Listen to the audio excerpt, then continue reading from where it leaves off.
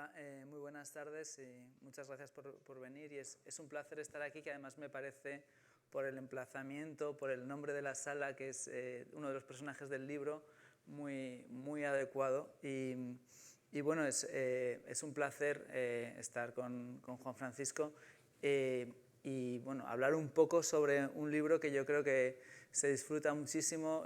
Yo he aprendido mucho, me parece que está extraordinariamente bien escrito, ¿no? En la agilidad narrativa que tiene.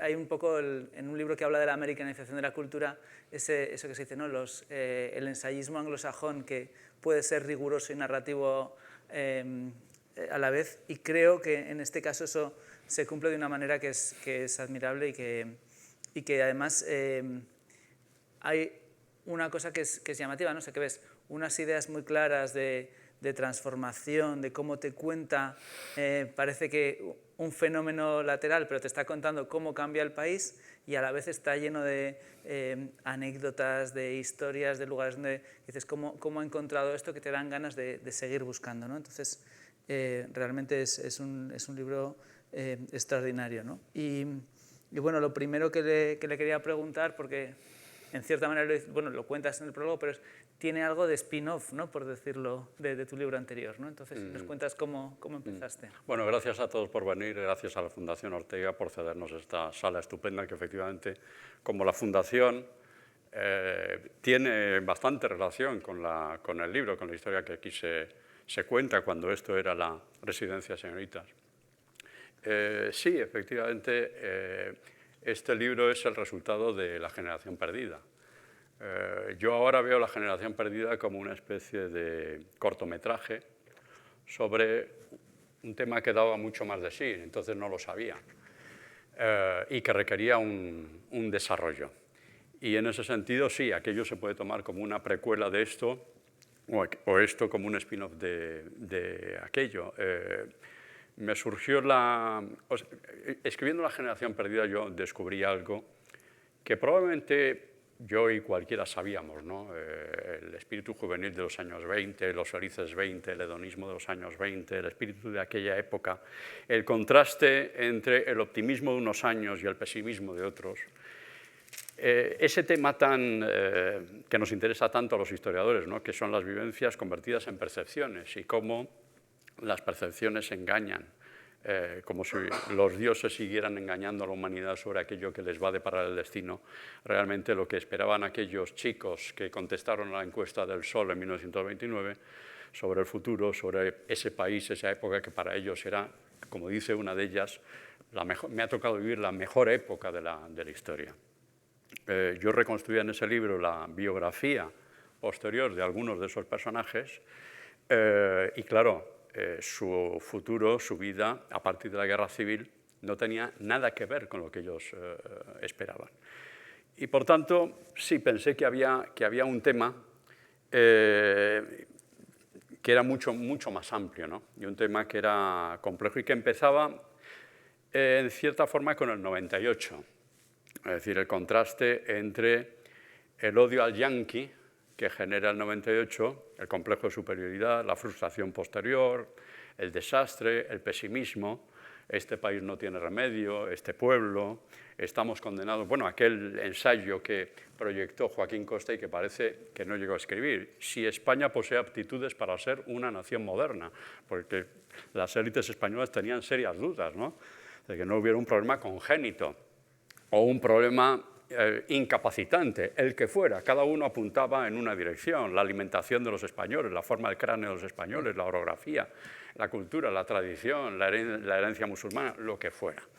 Y de ahí se pasa a un descubrimiento de la modernidad y a una auténtica pasión por la modernidad, y al descubrimiento de Estados Unidos como la tierra de promisión para muchos españoles que emigraron allí, y para muchos intelectuales españoles que hicieron allí las Américas, y el descubrimiento de América como el gran modelo del mundo del siglo XX. Por tanto, sigo jugando con las percepciones, con esa cosa tan barroca del engaño en la percepción, de que al final la realidad no es lo que parece, y finalmente con un tema que acaba en la guerra civil, que es por un lado el drama colectivo y por otro lado la fascinación por Estados Unidos, especialmente por parte de la izquierda, cosa que ya de por sí, digamos que va en contra de ciertos mitos establecidos, de Estados Unidos como el gran referente del mundo, incluso para una buena parte de la izquierda obrera, más que la Unión Soviética.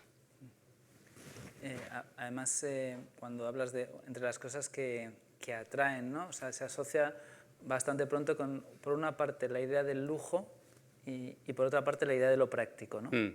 Sí, eso es algo que se ve muy bien en algo que probablemente no tenía previsto tratar al principio. Claro, uno empieza a escribir un libro, salvo que le haya dedicado 20 años previamente a investigar, cosa que no es mi caso, lo digo sinceramente, con una serie de ideas que va trabajando a partir de, digamos, lo más primitivo, lo más funcional, que es ensayo y error.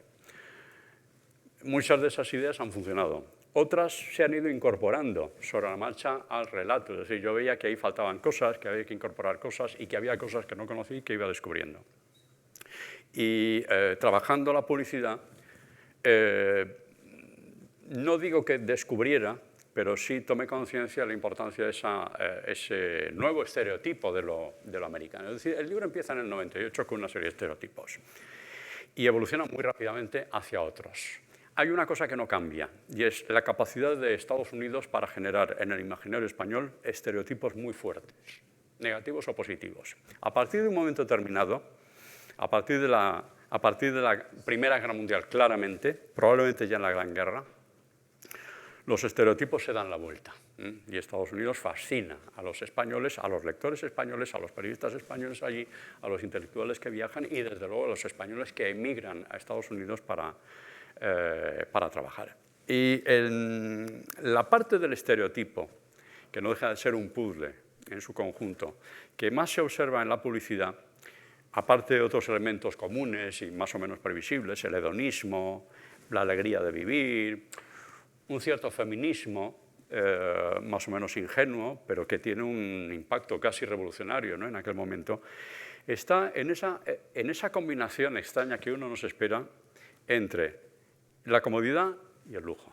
Es decir, es un pueblo muy práctico, pero es un pueblo que disfruta de un nivel de vida insospechado en España. Y lo americano, las marcas americanas, se asocian al mismo tiempo con esos dos valores. Es un producto cómodo, práctico, hace la vida más fácil, electrodomésticos, por ejemplo, coches, no digamos, pero por otro lado tiene un elemento de glamour, de prosperidad, de riqueza, que muestra aquello que los españoles, en un momento de crecimiento económico, de desarrollo de las ciudades, de crecimiento de la clase media, de relativa prosperidad, quieren para ellos. Y por tanto forma un pack indivisible, ¿no?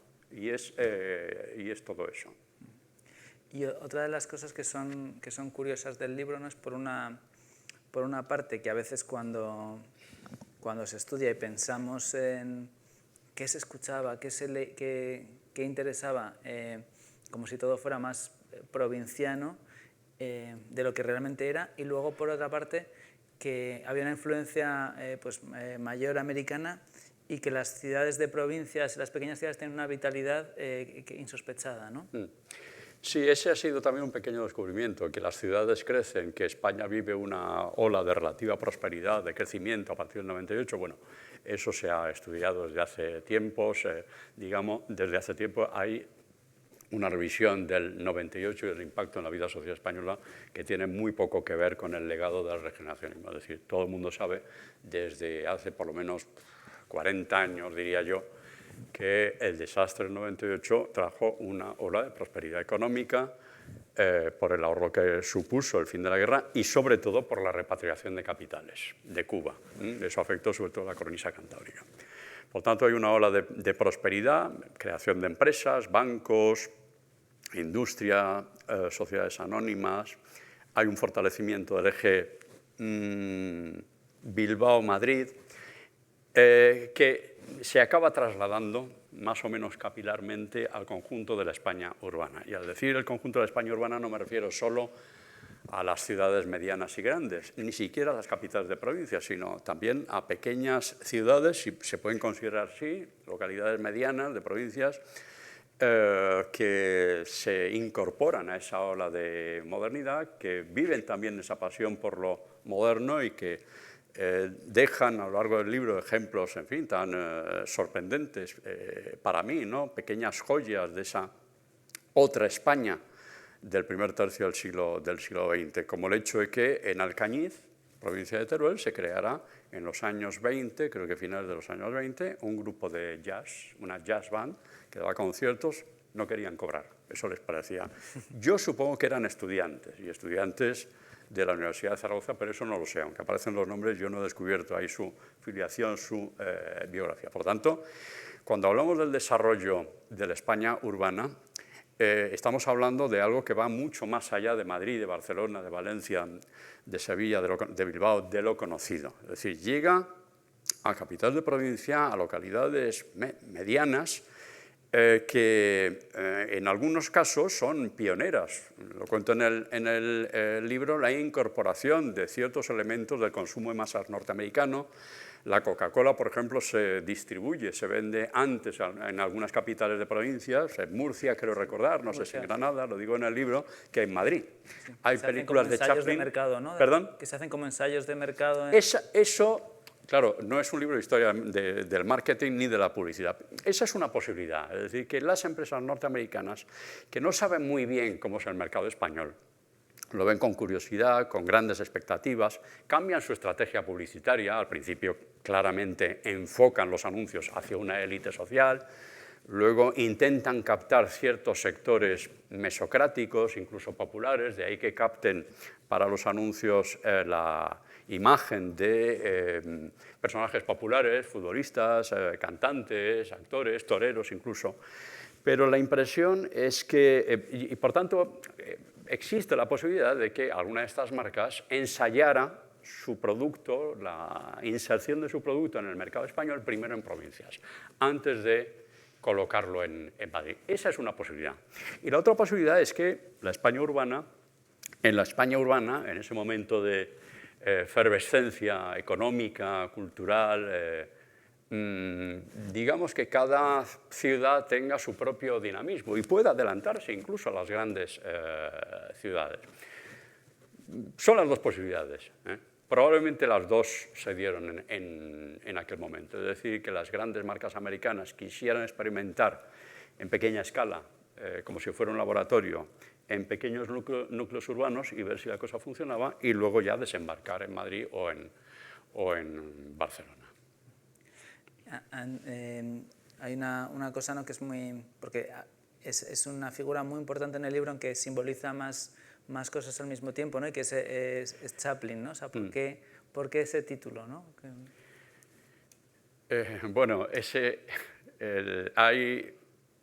a veces escribes libros para los que no tienes títulos hasta el final, incluso lo publicas sin tener el libro que a ti te gustaría tener. Este libro es hijo de un título. Y ese título, hay que decir que nació aquí. Yo organicé hace 1 año y medio, lo cuento en el prólogo, un seminario relacionado con mi proyecto de investigación titulado Posguerras, intercambios culturales entre Europa y Estados Unidos, 1918-1950, las dos posguerras. Yo tenía que dar ahí una conferencia y pensé un tema y un título que encajara bien, ¿no?, que recogiera bien el espíritu de ese tema. Al fin y al cabo se me había ocurrido a mí el organizar ese seminario. Y un día, no voy a decir dónde, pero en uno de esos sitios donde a uno se le ocurren los títulos, pensé, bueno, tuve la idea, es bienvenido, bienvenido, bienvenido, mister, y enseguida bienvenido, Mr. Chaplin. Ya tenía el título de la conferencia, y a partir de ahí era casi irresistible la tentación de convertirlo en un título. Como dice Bart Simpson cuando está a punto de hacer una de sus travesuras, habría que estar loco para no intentarlo. Además que es muy... claro, es el cine, ¿no?, que es uno de las grandes influencias estadounidenses, ¿no? Dices, pues aparece en el cine, aparece la música, aparece el deporte, la idea de la velocidad. Y luego también es muy interesante todo lo que genera Chaplin, ¿no?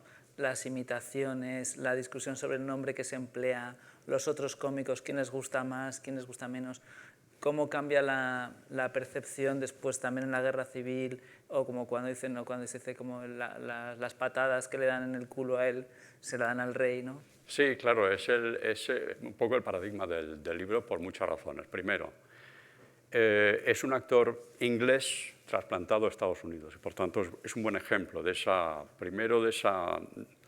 de los efectos de la globalización de la época. Entonces no existía la palabra, pero luego los historiadores de la economía han hablado de una primera globalización a partir de finales del siglo XIX. Bueno, el último efecto, pero que tiene un carácter, mayor impacto social de esa globalización, es el retorno de esa emigración española europea a Estados Unidos en forma de cultura, en forma de cartas, en forma de fotografías, eso que cuento en el libro, fotos, cartas que mandan los emigrantes españoles en Estados Unidos. Por tanto, es un ejemplo, ¿no? de esa influencia mutua, europeos que van a Estados Unidos, cine europeo que vuelve a España. De hecho, en el libro cuento que al principio en España no se sabía muy bien quién era Chaplin ni de dónde había salido. Creo recordar que algún periodista dice que es australiano. Lo que está muy claro incluso cuando se le identifica, se conoce su biografía, se sabe quién es que es un actor inglés que hace cine americano. Eso por un lado. Por otro lado, es un buen ejemplo también de los tiempos históricos que atraviesan el libro, ¿no? Y hay un momento, yo no sé hasta qué punto había pensado empezar por la Primera Guerra Mundial, pero desde luego es un momento fundamental. ¿Por qué?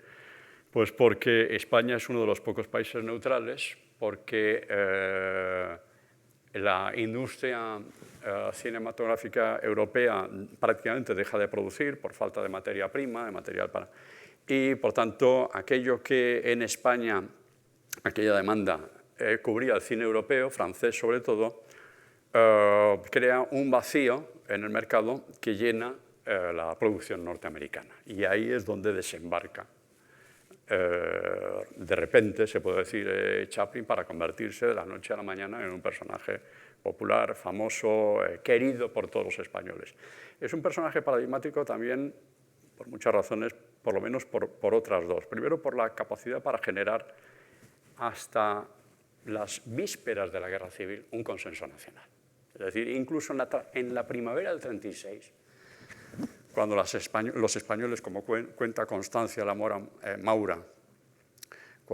comunista y aristócrata, cuando se encontraban en la calle se miraban diciendo, ¿y cuando ocurra lo que ella llama la inevitable catástrofe, con quién estará?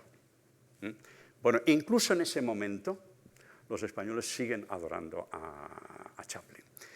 Y por otro lado, porque representa muy bien un fenómeno que es fundamental en el libro y en la cultura de la época, y es el cruce entre alta cultura y cultura de masas, y es la capacidad de Chaplin para ser al mismo tiempo un mito de la nueva modernidad y, por otro lado, un personaje popular que se incorpora hasta tal punto a la cultura española, a la cultura popular española, que acaban proliferando los toreros que dicen ser imitadores de Chaplin, y de ahí toda esa industria de la imitación de Chaplin en el circo, en los teatros, pero sobre todo en los toros.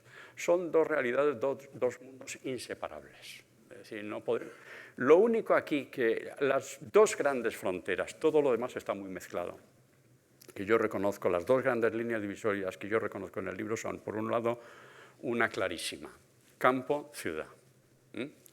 Ahí, bueno, no descubro nada nuevo, pero el concepto de ciudad hay que llevarlo hasta ciudades relativamente pequeñas. No podemos quedarnos en las grandes ciudades. Y el otro gran factor es generacional. Esa es la otra gran línea divisoria. Los jóvenes frente a los mayores. Los mayores siguen viendo, sean de derechas o de izquierda, a Estados Unidos con suficiencia, como una civilización por hacer todavía, si es que eso es una civilización. Por tanto, en los mayores siguen actuando los mitos del 98, ¿no? Los que nos humillaron, Los jóvenes, cualquiera que sea su ideología, adoran Estados Unidos, como dice Luis Buñuel en esa cita que encabeza el libro. A mí de Estados Unidos me gustaba todo. Me gustaba hasta los uniformes de los policías. Que eso lo diga un comunista tiene cierto interés. Sí, y por ejemplo, es muy interesante las cosas que cuentas. Por una parte, el aumento de la emigración de españoles a Estados Unidos en esa época, que es además una emigración que no se conoce tanto, no se habla tanto de ella, porque es menos numerosa que otras, pero sí que es importante, y deja muchos rastros, ¿no? Porque todos están alfabetizados y mandan cartas, ¿no? Que tú algunas las reproduces. Sí, exactamente. Para emigrar a Estados Unidos, las autoridades norteamericanas impusieron una condición, varias condiciones, ¿no? Los controles eran tremendos, ¿no? Y los testimonios son... Pero una de ellas era que el inmigrante supiera leer y escribir. Y eso explica que aquellos españoles que emigraban a Estados Unidos tuvieran una cultura, unas capacidades y unas posibilidades que no tenían muchos emigrantes españoles que emigraban del campo a la ciudad o que se quedaban en el campo, ¿no? Muchos españoles que no tenían la posibilidad de transmitir su testimonio, sus vivencias. Por tanto, es una emigración muy selectiva, es la élite, podríamos decir, de la emigración. Y de ahí el interés de esos testimonios, por un lado, y por otro lado también esa predisposición de esos emigrantes españoles, probablemente de todos, ¿no? De hecho, yo cito algún otro caso que he sacado de una novela de Joseph Roth, ¿no? Sí. Un personaje suyo que emigra, creo que desde Ucrania, creo recordar, o Bielorrusia, a Estados Unidos en los años 20, y al cabo de un tiempo escribe a su familia mandándoles dinero y diciendo que se ha cambiado el nombre. Y se ha cambiado el nombre ucraniano, el nombre eslavo, creo que además judío, por un nombre norteamericano. Bueno, eso que aparece en una novela está en los testimonios de los españoles que emigran a Estados Unidos, está documentado en unos cuantos casos. Uno de ellos es muy divertido, un español que escribe a su familia contando sus vivencias en Estados Unidos, bueno, la tierra prometida, el país de las oportunidades, y diciendo, bueno, y firmando como Robert. Sí. Sabemos por otros testimonios que su verdadero nombre era Manolo. Por tanto, la americanización era inmediata, ¿no? Era imposible resistir. Cuando uno iba allí, llegaba allí, triunfaba allí, se compraba un coche, ponía una tienda, criaba una familia, sus hijos iban a la universidad. ¿Quién podía resistir eso, no? Y luego tienes, por otra parte, muchos testimonios, crónicas de viajes, libros de poemas de españoles que iban allí. Y es muy interesante porque hay también ese factor generacional. Hay críticos todo el tiempo, ¿no? Aquí están, por ejemplo, sí. Siempre, o Julio Camba, ¿no? Sí, Julio Camba y Araquistain pertenecen a la misma generación, la generación del 14, los dos son periodistas. Es una generación muy de universitarios y periodistas. Los dos son, a diferencia, por ejemplo, de Ortega, de Negrín, del propio Azaña, ellos son periodistas más o menos autodidactas que se dedican siempre a la prensa. Uno es muy de derechas, Julio Camba, el otro es muy de izquierdas, Araquistain. Tienen la misma visión negativa de Estados Unidos y participan de un sentimiento que es muy transversal, que es un casticismo español, un nacionalismo español que no tiene fronteras ideológicas. Y que se da también en la generación siguiente, en la generación del 27, muy matizado. Digamos que a la generación del 27 le llega ya muy atenuado el eco, la onda expansiva del 98. A la del 14 le llega todavía. Bueno, la gran generación, por supuesto, del desastre, de ahí el título, el nombre, el año de referencia es la del 98. La del 14 es todavía muy nacionalista. De hecho, la revista que sirve de portavoz a la generación del 14, que será la generación de la República. Manuel Azaña, presidente del Gobierno, ministro y presidente de la República. Ortega y Gasset, diputado de las Cortes Constituyentes. Araquistain, diputado de las Cortes Constituyentes. Pérez de Ayala, diputado, embajador de la República. El doctor Negrín, presidente del Gobierno, diputado. la revista se llama España.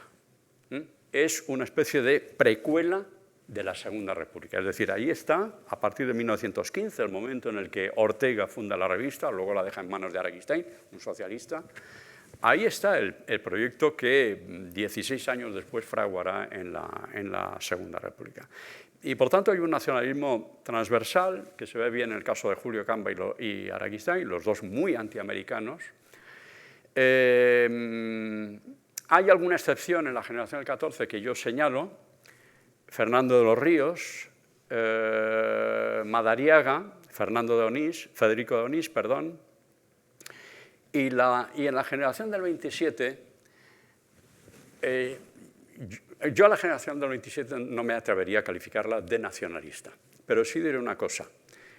En el capítulo sobre la generación del 27 y sobre el viaje de Lorca a Nueva York, que es uno de los capítulos que más he disfrutado, sale una cosa que a mí me resulta muy útil para lo que estoy escribiendo ahora, que es la idea de España en el exilio republicano. Y es que, por un lado, en el Lorca del 29-30, el que vive allí en Nueva York, el crack del 29, hay un comienzo de radicalización ideológica, no voy a decir hacia el socialismo, pero sí claramente hacia el anticapitalismo, y por tanto ahí se anuncia ya un poco lo que ocurrirá con esa generación, digamos que es el abanderado, el pionero del giro hacia la extrema izquierda, en algún caso hacia la extrema derecha, pero sobre todo hacia la izquierda de su generación, el giro hacia el anticapitalismo, pero por otro lado una reafirmación de un nacionalismo español que lleva a Lorca el año 29-30 en sus escritos desde Nueva York, en sus cartas, a hacer un panegírico que hoy puede resultar inexplicable de Felipe II y del catolicismo.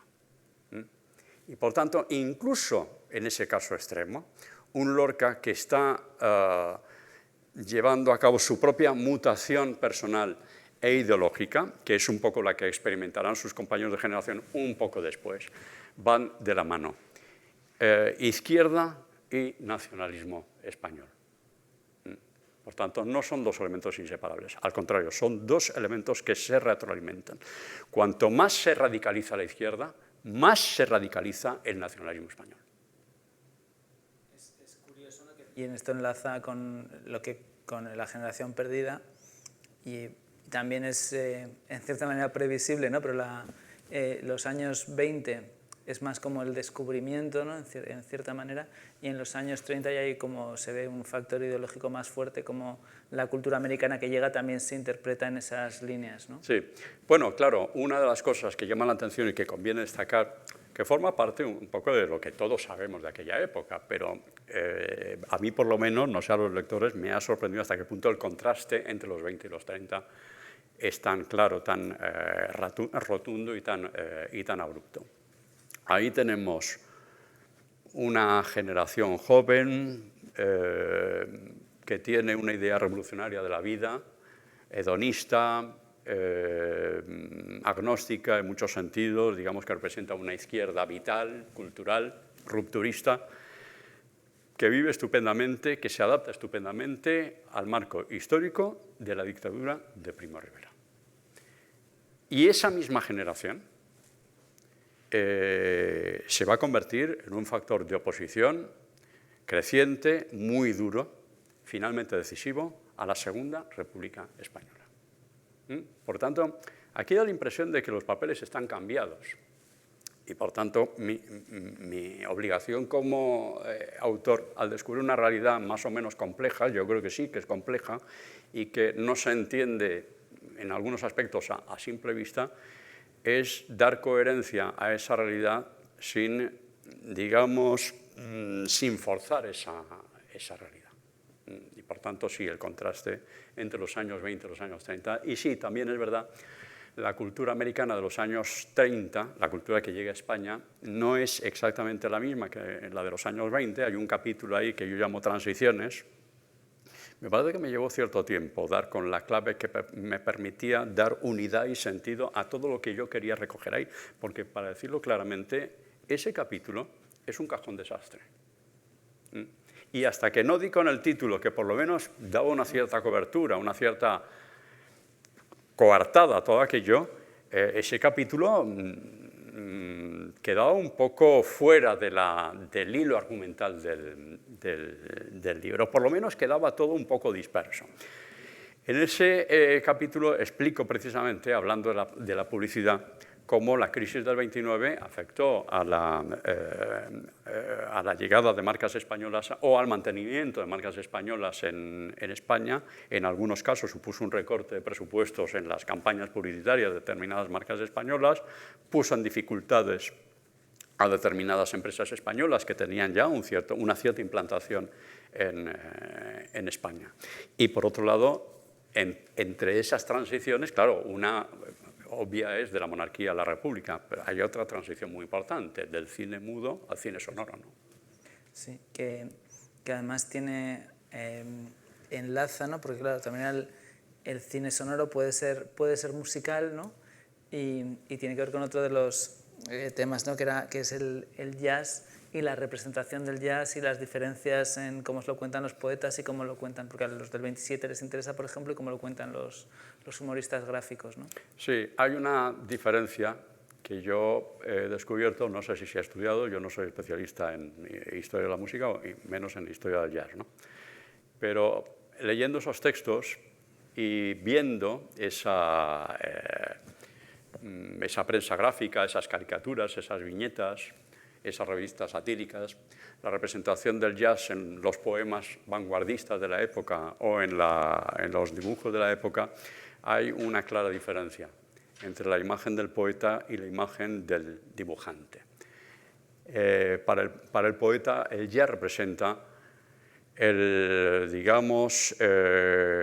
mundo sonoro de la ciudad y sobre todo de la vida nocturna en la ciudad. Los coches, los reflejos de los coches, la velocidad, los reflejos del metal en las jazz band, la luz, las luces de neón, los anuncios luminosos, toda esa idea de la nueva ciudad del siglo XX, que es una ciudad americana, los rascacielos, etcétera, la gran ciudad, el peligro, el lado excitante y pecaminoso de la noche, la transgresión, naturalmente, empezando por la transgresión racial que representa una música de negros para disfrute de los blancos y a veces interpretada por músicos blancos. La visión del dibujante, la visión de los artistas gráficos es completamente distinta. El jazz es un elemento racial y, por tanto, la banda de jazz, músico de jazz, la música de jazz se representa a través de los estereotipos raciales de los negros. Son dos visiones muy distintas, pero probablemente son coincidentes. Hay un elemento coincidente que es hasta qué punto las dos imágenes coinciden en la identificación del jazz con la transgresión, por un lado, la transgresión de valores o de la separación hombre-mujer o de la separación blanco-negro, y por otro lado la transgresión, digamos, de ciertos códigos o pautas de conducta o espacios separados. Es el fin de la segregación. Claro, en España no había un problema racial, no había segregación, pero el jazz sí representa, el mensaje que transmite es que eso supone una ruptura, ¿no? Y eso le gusta a todo el mundo.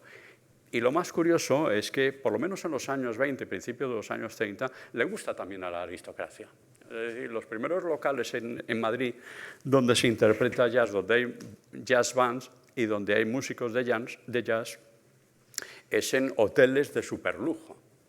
Por tanto, es una diversión para las clases altas, que también participan, incluso aunque intuyan que detrás de eso hay una transgresión de la sociedad tradicional, de los valores establecidos, del orden natural de las cosas y de las personas. La pasión por la modernidad es tan grande que al final se hace irresistible. Por tanto, todo el mundo sucumbe, ¿no?, al encanto del jazz como al encanto del cine. Estaba pensando también, por ejemplo, claro que el cine lo hace mucho, ¿no?, el cambiar la imagen de la mujer y también muchas veces pues ves que a veces es estimulante, sugerente, y otros que la crítica en varios textos que citas es como la broma es soy americana y me divorcio cada mes, ¿no? Sí, exactamente.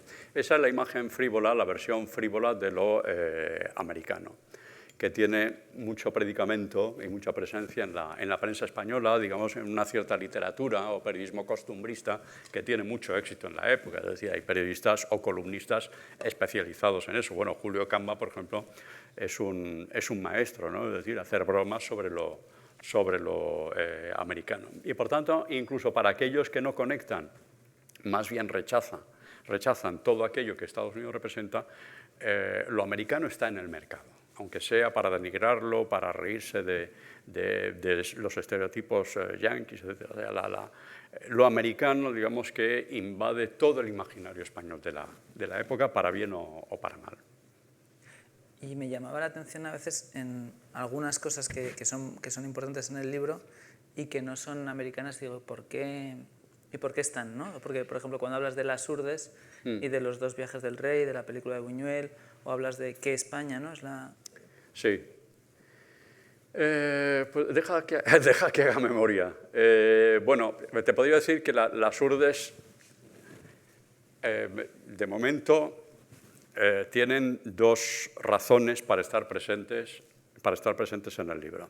Una, bastante obvia, por el testimonio de Ilya Ehrenburg, que no es que salga mucho en el libro, pero tiene un papel decisivo en el libro. Es el autor de España, República de Trabajadores, es el autor de Hollywood, Fábrica de Sueños. Y es un hombre que representa muy bien hasta qué punto en la época Estados Unidos y la Unión Soviética se consideran en cierta forma 2 almas gemelas. Es decir, la izquierda obrera española y europea probablemente no lo ven como dos modelos, como en la Guerra Fría, 2 superpotencias condenadas a enfrentarse. No, son 2 expresiones de la misma idea de la modernidad. Los rascacielos, los coches, la velocidad, el trabajo en cadena, etc. Y hay una cierta admiración mutua. Por tanto, aunque solo sea por lo que dice Ehrenburg sobre las Urdes, había un motivo, ¿no? para incluirlas. Bueno, decía 2 razones, hay muchas más. Hay otra fundamental, que es Buñuel, uno de los miembros de la generación del 27, y este libro tiene una relación directa con la generación del 27, aunque sobre ella dedique explícitamente solo un capítulo. La otra razón es un poco para curarme en salud ante una crítica que se le podría hacer al libro y que yo espero de ciertos sectores de mi profesión. Bueno, este libro habla de una España muy minoritaria, que era la que iba a los cabarets, la que se compraba discos de jazz, la que leía poesía vanguardista. ¿Y qué pasa con el resto de España? Bueno, el resto de España está también aquí. La tesis del libro es que, primero, entre esas 2 Españas había un abismo. Eso es muy importante. En segundo lugar, que esa España urbana tenía más peso, era mucho más amplia de lo que se puede considerar. Esa España urbana no es solo Madrid y Barcelona, era mucho más importante. Ehrenburg habla de sus viajes a Zamora, por ejemplo, a Granada, donde descubre rascacielitos, como dice él. Yo añado también algunas ciudades, Murcia, el caso de Alcañiz, Reus, donde se estrena una película importante de Chaplin, no recuerdo ahora si es Tiempos Modernos, antes que en Madrid. Guadalajara, que tiene un bar. Guadalajara, exactamente, que tiene un periódico local, anuncia en una fecha muy temprana, no recuerdo, un bar americano, que en el fondo, por lo que dice que sí que se despacha ahí, era un kiosco de refrescos. Pero bueno, el dueño de ese bar o kiosco, era un parque público, sabía que lo americano atraía. No sabía muy bien lo que era, pero que la marca americana tenía una fuerza que había que aprovechar, había que apuntarse a esa hora. Por tanto, yo quería dejar constancia de que yo sé que había otra España. Y esa España está representada por las Urdes, pero no solo. Yo no recuerdo si lo comento en el libro, creo que no, no venía muy al caso, pero lo he comentado muchas veces. El contraste entre esa España urbana, esa España republicana, laica, esa España que elige las Cortes Constituyentes del 31, esa España de la generación del 14, de la revista España, del periódico El Sol, etcétera, etcétera, de la residencia de señoritas, tenía como contrapunto la España que se ve reflejada, por ejemplo, en una fotografía, son varias en realidad, de una visita de las misiones pedagógicas al pueblo Acebreros, Ávila, el pueblo de Suárez, en 1932-1933. Claro, solamente que sea el pueblo en el que nació Adolfo Suárez, creo que ese mismo año, ya le da un valor especial. ¿Y qué muestra esa imagen? Esa imagen muestra, muy conocida, cualquiera de ustedes la puede encontrar fácilmente en el móvil, si pone Cebreros, misiones pedagógicas, sí creo que es las misiones pedagógicas, creo del 32-33. La visita de un equipo de las misiones pedagógicas que llevan una serie de cuadros del Museo del Prado. El que aparece en la foto es Las hilanderas de Velázquez y un grupo de mujeres vestidas de negro, jóvenes, porque llevan bebés en brazos, rigurosamente de negro y muy envejecidas. Una de ellas, por lo menos, se gira hacia la cámara, hacia el fotógrafo que está inmortalizando la escena, que realmente merece la pena. Para esa señora, insisto, una mujer joven de la España profunda, vestida de negro, prematuramente envejecida, con un bebé en brazos, la cámara de fotos le llamaba mucho más la atención que esa imagen que retrata Velázquez en las hilanderas. Bien, esa es la otra España. Eso existe también, ¿no? Da la impresión de que la España urbana se va a imponer claramente a esa España urbana, a esa España rural, y que por tanto va a conseguir que el espíritu de modernización, de transformación, de europeización de la República llegue a todas partes, también a un pueblo como Cebreros, también a las urdes. La evolución de la Segunda República, no digo que desmienta eso, pero indica que la España rural, en sus distintas versiones, tuvo un peso con el que no contaba la izquierda. Y al decir la España rural, quiero decir la España ultracatólica, la España carlista y la España anarquista. Porque esa España tendría proyectos muy distintos para su país, para sí mismos, para sus familias, para lo que sea, para sus hijos, para esos bebés. Muy distintos, desde la extrema derecha católica hasta el anarquismo. Lo que es seguro es que ninguno en ese dial de proyectos, de ideas de cambio, desde Casas Viejas hasta Cebreros, Las Urdes, etc., ese dial no pasaba por el proyecto de cambio de la República del 14 de abril. Ese es el problema. Y por tanto, ahí hay dos diales históricos distintos que no coinciden. Y hay una clase política, que es la que se hace con el poder el 14 de abril del 31, tras ganar las elecciones municipales en casi todas las capitales de provincias, el voto urbano, que cree legítimamente y comprensiblemente que toda España es como ella. Es decir, que esos diputados que son elegidos a Cortes en junio del 31 y que se encuentran en la inauguración de las Cortes Constituyentes el 14 de julio de 1931, médicos, catedráticos de universidad, diplomáticos, abogados, periodistas, etcétera, se miraban entre ellos, algunos de ellos se conocían de toda la vida, llevaban a sus hijos a los mismos colegios, leían los mismos periódicos, les gustaba lo mismo, llevaban el mismo estilo de vida y pensaban que toda España era así. Y ese es el trágico descubrimiento de la izquierda, que esa España urbana representaba una parte de España que tenía muy difícil penetrar en el resto de España en tan poco tiempo y con, digamos, con esos medios, con esas reformas. A un campesino de Casas Viejas, de Las Urdes, etc., ¿qué le importaba la ley del divorcio, las reformas militares de Azaña, el Estatuto Catalán? Ese es el problema. Y por eso he querido que aparecieran a Las Urdes. Claro, porque luego hay como el libro también tiene esa estructura cronológica, pues también hay un par de capítulos donde hablas de la República, ¿no? Una parte centrándote en la idea de los espectadores, ¿no? Y otra parte donde, bueno, hablas de la representación de la violencia y la banalización, ¿no? Sí, ahí he tenido que medirme un poco, he tenido que contenerme, espero haberlo conseguido. La tentación de todo autor es la originalidad, digamos, sin pararse en barras, y por tanto llegar a descubrimientos que a veces hay que matizar o hay que saber limitar en sus justos términos. El problema de estos años es que uno encuentra ideas que son muy sugerentes y que además puede documentar.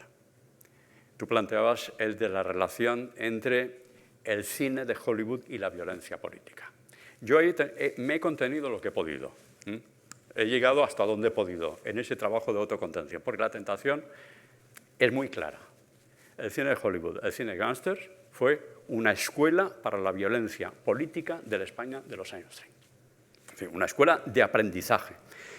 Hasta tal punto, y eso lo recojo en el libro, en fin, no quiero elevarlo a la categoría de, digamos, de tesis histórica definitiva, pero la técnica del paseo es una técnica que aparece descrita en la prensa de la época en relación con los, digamos, el modus operandi de los gángsters, tal como se conoce a través de la prensa española, le dedico bastante espacio al asunto, la prensa española sabe que al público le gusta, ¿no? Sí. Trae muchas noticias sobre detención de gángsters, sobre hazañas de los gángsters, robos, violencia en Estados Unidos, y eso da la impresión de que crea escuelas, desde luego fascina a un cierto sector del público. ¿Hasta qué punto aquellos que practicaron la violencia social o política, en el caso de aquellos anarquistas que se dedicaban a asaltar bancos, parece evidente? Aquellos que daban el paseo a sus adversarios políticos, ¿hasta qué punto tomaron como referencia, como, digamos, como manual de uso las películas de gángsters? Bien. Lo que se describe sobre algunos asesinatos que cometen los gángsters en Estados Unidos y aparece en la prensa o en alguna película es exactamente la forma en que un grupo de guardias de asalto asesinaron a Calvo Sotelo en la madrugada del 13 de julio de 1936. Yo ahí me contengo todo lo que puedo, pero yo pongo el testimonio que viene en algún periódico unos meses o unos años antes sobre la técnica del paseo y el testimonio, bastante fidedigno, creo que el más fidedigno probablemente fue el de Zugazagoitia, porque el presunto asesino de Calvo Sotelo se le confesó y le contó cómo habían sido los hechos. Y realmente es lo mismo. Es decir, se coge al interfecto, el gángster de un grupo rival, lo que sea, el enemigo, se le mete en un coche rodeado de gente hostil, el coche arranca.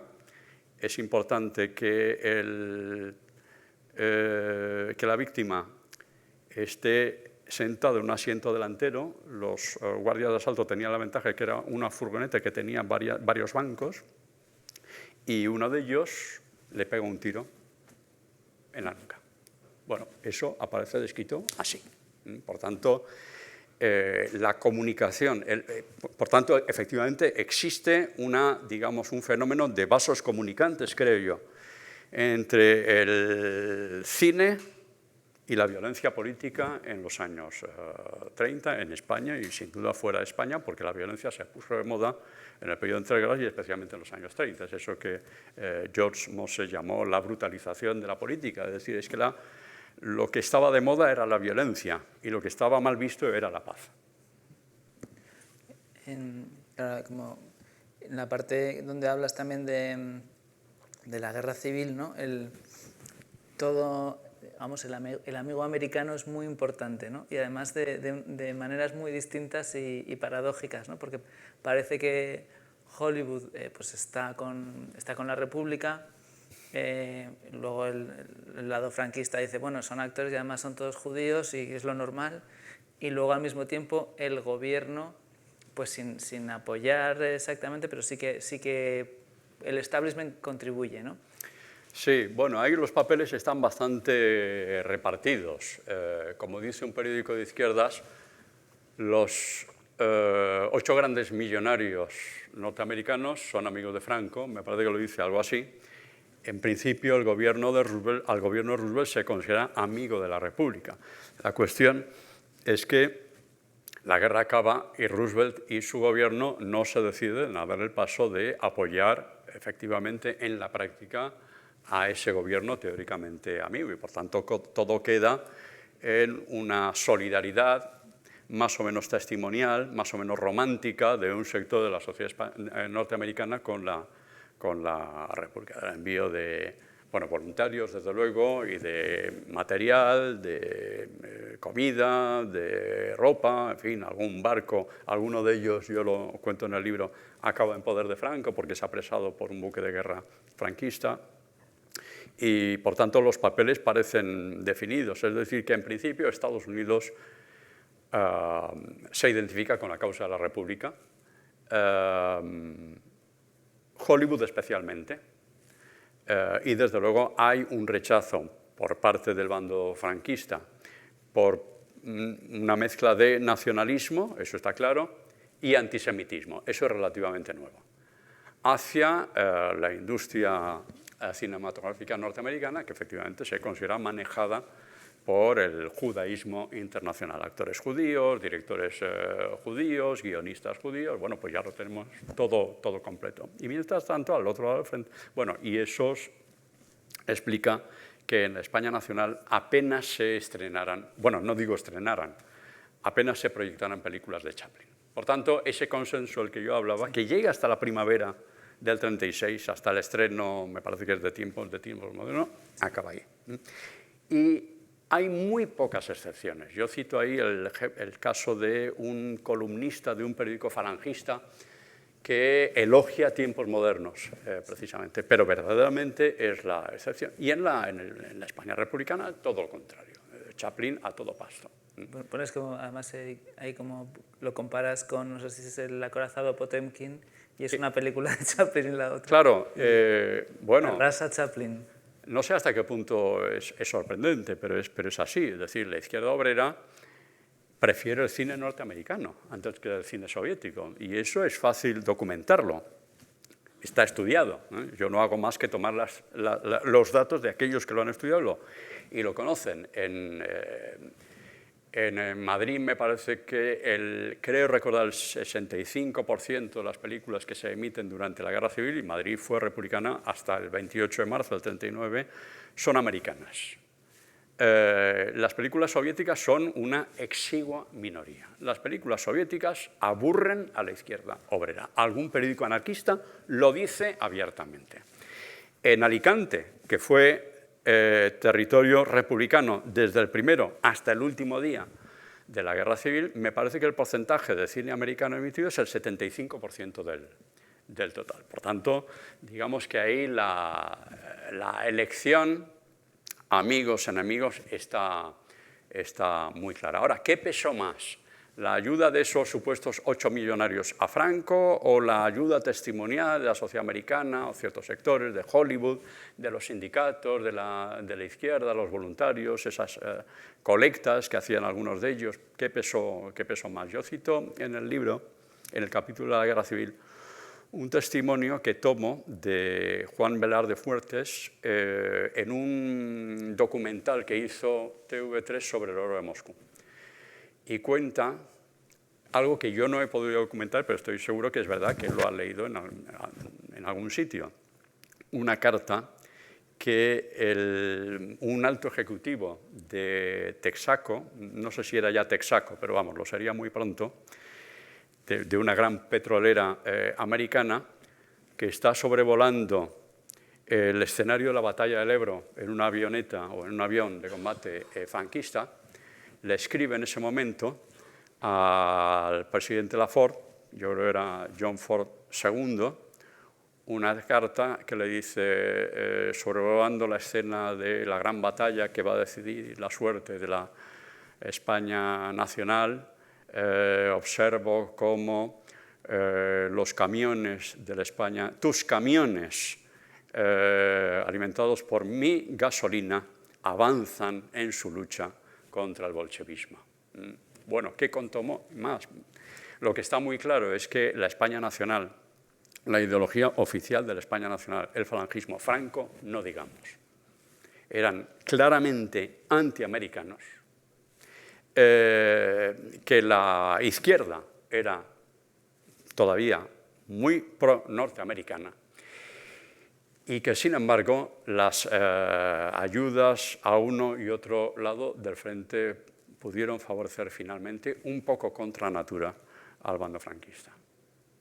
Ahí en esa parte hablas de un hallazgo que es muy interesante porque todo el libro está, que además tiene mucha viveza por las fuentes que tienes, ¿no? Que son muchas veces los periódicos, también las películas, pero sobre todo eso, ¿no? Ves la discusión palpitante en el momento, pero, y eso muestra muchas paradojas y contradicciones y cosas que desafían las concepciones que tendríamos, ¿no?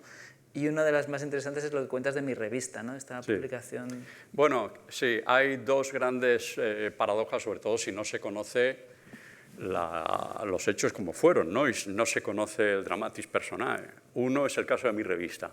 Yo no la conocía, no soy especialista en anarquismo y por tanto creo que más o menos he estado disculpado. Pero yo lo he consultado después a especialistas en historia del anarquismo y no la conocen. Es una revista extraordinaria y rarísima. Las dos cosas.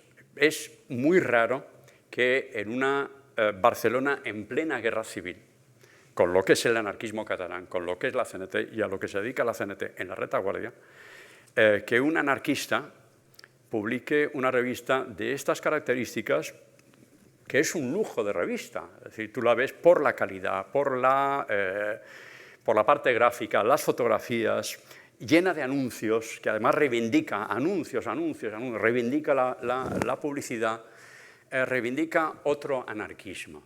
Y desde luego ese anarquismo se ajusta exactamente a los moldes de la modernidad que representa Estados Unidos, el cine americano, la publicidad americana, el estilo de vida americano. Eso va un poco claramente en contra, digamos, de la idea que uno puede tener de la izquierda obrera y del anarquismo español de la época. Por tanto, el proamericanismo de un sector de la izquierda obrera más radical, llega hasta la guerra civil. Primera cuestión. Y la segunda, no sé si decir sorpresa, que el libro puede deparar sobre ciertos personajes o ciertas correlaciones un poco contraintuitivas que lo americano y lo antiamericano generan en la España del siglo XX, es el propio general Franco. Franco, desde luego, es hijo del 98. Franco vivió como un trauma personal el desastre del 98. Como seguramente saben muchos de los presentes, la película Raza, que tiene como co-guionista al propio Franco, empieza con el desastre del 98, el trauma del 98. Ahí empieza todo. En realidad, hay un cierto consenso entre políticos, intelectuales, que no tienen nada que ver entre sí. Esta tarde mismo, buscando documentación para lo que estoy escribiendo ahora, me encontraba una referencia a vuela pluma de Azaña en una hoja de apuntes, diciendo en 1900, él no dice en el 98, empieza algo que acaba en un cataclismo. Bueno, para Franco y para otra mucha gente, más o menos lo mismo. Entonces, y desde luego Franco es hijo de la fobia antiamericana del 98. Estados Unidos es el país, ese pueblo inferior, no es una sociedad, no es una civilización, no es una cultura, eso no es nada, que ha derrotado a España y ha humillado a España. Eso no puede ser. Y ese es un trauma que va a acompañar a Franco hasta el final. No del final, pero sí de una época muy cercana, creo que del año 63, es esta cita que yo estuve dudando si incluir en el cuerpo del texto o pasarlo, como hice finalmente, a una nota. Es la penúltima nota del libro, que viene del epílogo. Es un pasaje de mis conversaciones privadas con Franco. El libro que publicó su primo y secretario Francisco Franco Salgado Araujo el año 76, que fue un boom, que fue un descubrimiento, que fue un escándalo, y que es la edición del diario que este señor, Francisco Franco Salgado Araujo, primo y secretario, y general además, por tanto, de la máxima confianza de Franco, fue escribiendo durante unos 20 años, o 20 y tantos años. Y ahí encontramos un Franco que no coincide mucho con el personaje público. Por ejemplo, lo que dice Franco a su primo en 1963. Ya les digo que yo lo interpreto no tanto como simpatía por la Unión Soviética, que es lo que parece a simple vista, como un efecto muy retardado del odio de Franco a Estados Unidos.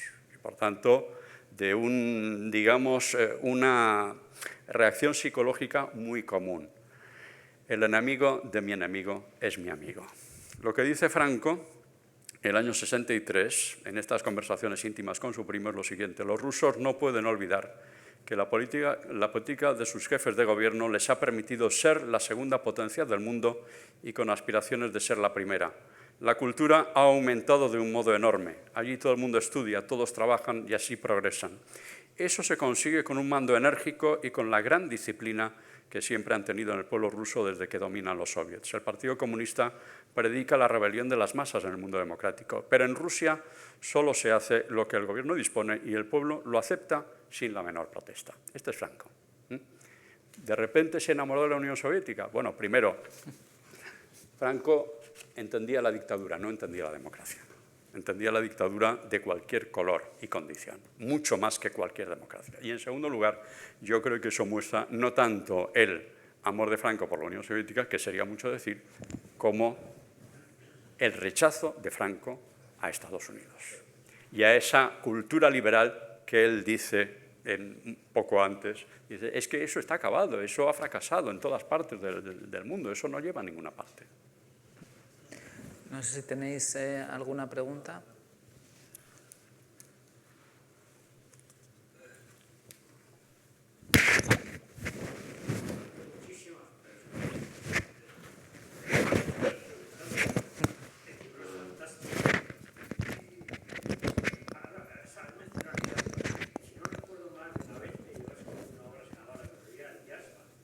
¿Perdón? Sí.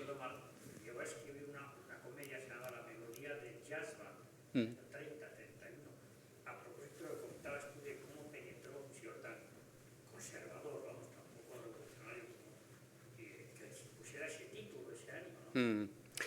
Bueno, sí, eso demuestra, en primer lugar, que de alguna forma lo americano lo impregna todo.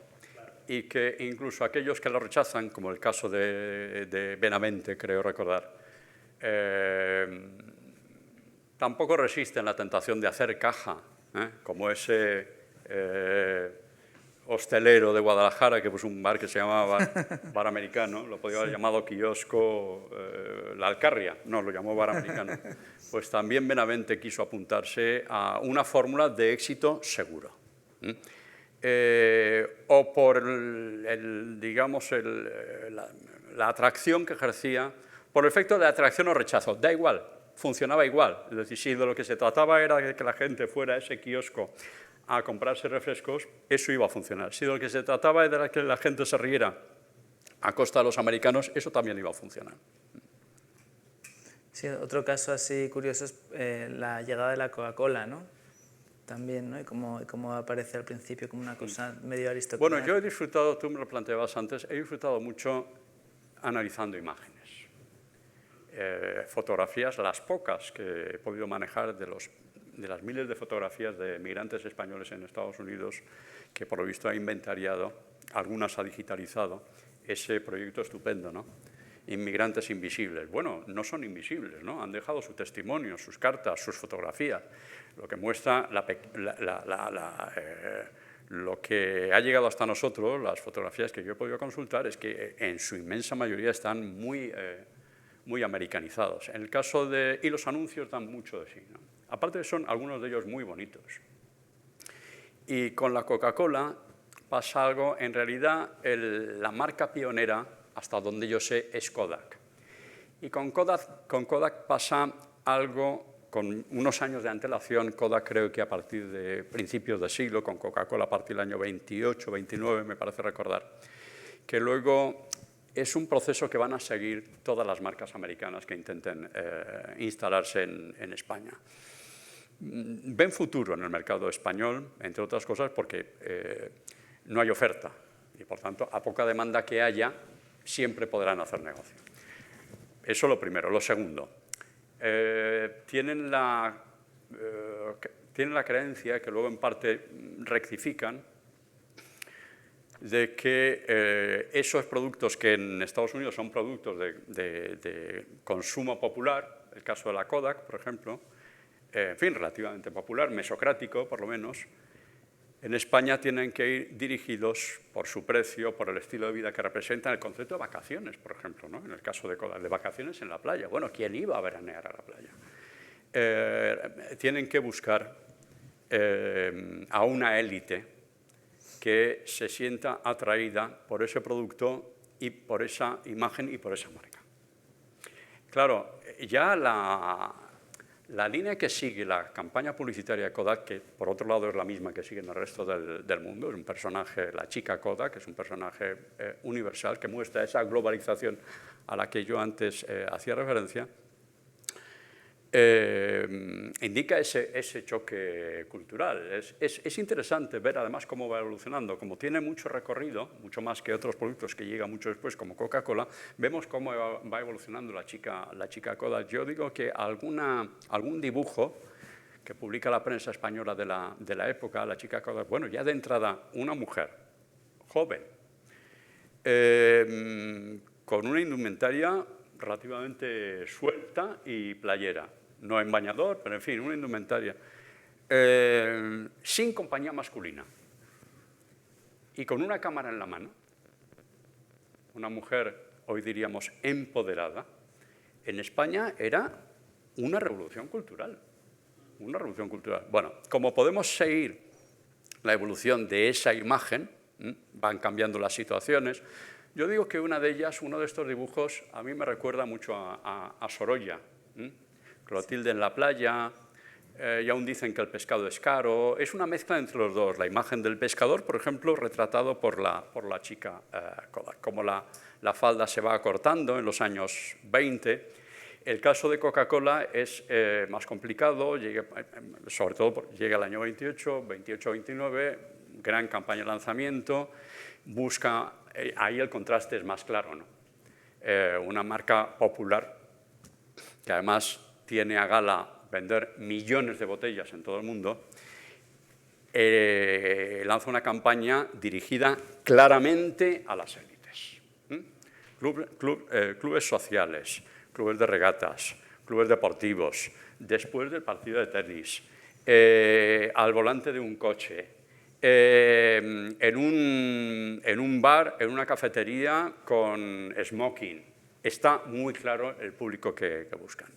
Luego, muy pronto, sea porque pensaron que ese público no daba suficientemente de sí, o porque pensaron, es que hay algo más, podemos intentar penetrar en otros públicos. Es cuando, en la segunda campaña, poco después, no recuerdo si el año 30, 31, ya fichan a personajes populares que prestan su imagen, deportistas, actores de cine, cupletistas, creo que algún torero, incluso por dos razones. Primero, para llegar a ese público popular que se identifica con esos mitos, y en segundo lugar, para intentar que el producto penetre en el mundo del trabajo, en las clases trabajadoras. Y eso se ve muy claro cuando uno de esos anuncios, que en realidad es como un collage, en uno aparece un torero, en otro un futbolista, en otro tal, en una de esas fotos, es una foto, aparecen un grupo de empleadas de Telefónica, nada más y nada menos, bebiéndose una Coca-Cola en un momento de descanso en su jornada laboral. El intento de penetrar. Yo creo que la razón por la que estas marcas, Coca-Cola, por ejemplo, y alguna otra importante que han desembarcado en España, en el mercado español, justo a finales de los años 20, por tanto, en pleno boom de prosperidad, ¿no? Algunas de estas campañas se interrumpen abruptamente, es por la crisis del 29, y no porque la crisis impactara directamente la economía española, sino porque probablemente impactó en las cuentas de las compañías que tuvieron que reducir presupuesto en publicidad. Sí, hay, por ejemplo, incluso dices que cuando hablas de la crisis del 29, como aquí pues algunas veces en los periódicos como que no le daban tanta importancia porque no afectaba tan directamente. Bueno, hay dos reacciones. Primero, bastante extendida, ¿no? ¡Qué risa!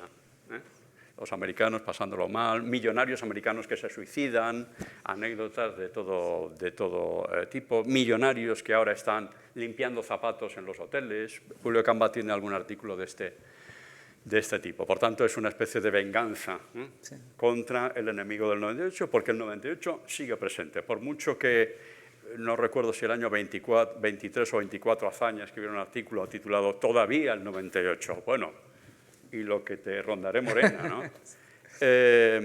Eso, por tanto, por un lado. Y por otro lado, claro, sobre todo en los medios económicos, en la prensa económica, en las secciones de economía, la preocupación entre los empresarios españoles, los lectores de la prensa económica, las clases altas, de hasta qué punto eso iba a llegar a España e iba a tener impacto en la economía nacional. Las primeras impresiones eran que en modo alguno eso podía tener un impacto como el que estaba teniendo en Estados Unidos y muy pronto en Alemania. Por tanto, predomina en primer lugar un poco la tranquilidad ante algo que se ve como un fenómeno específicamente norteamericano y en segundo lugar un poco el desquite. A estos les ha llegado su hora.